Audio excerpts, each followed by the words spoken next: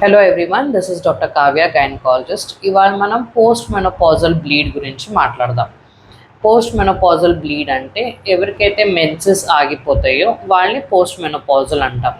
So 1 year దాకా అస్సలు bleeding కాని వాళ్ళని పోస్ట్ మెనోపాజల్ అంటాం. దాని తర్వాత ఎవరైనా లేడీస్కి బ్లీడింగ్ కనిపిస్తే, ఐదర్ స్పాటింగ్ ఆర్ బాగా బ్లీడింగ్ కనిపిస్తే ఖచ్చితంగా మీ గైనకాలజిస్ట్ని కన్సల్ట్ అవ్వండి.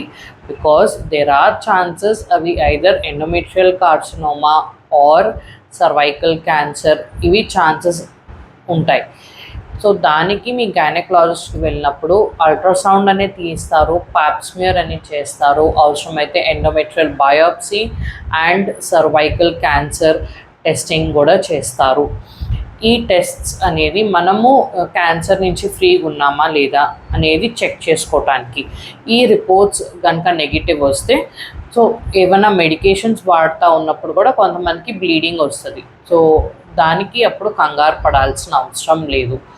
But I would request, post menopausal bleed అస్సలు మీరు భయపడద్దు, దేనికి సిగ్గుపడమాకండి. ఖచ్చితంగా మీ గైనకాలజిస్ట్ని కన్సల్ట్ అవ్వండి to rule out early cancers. Thank you.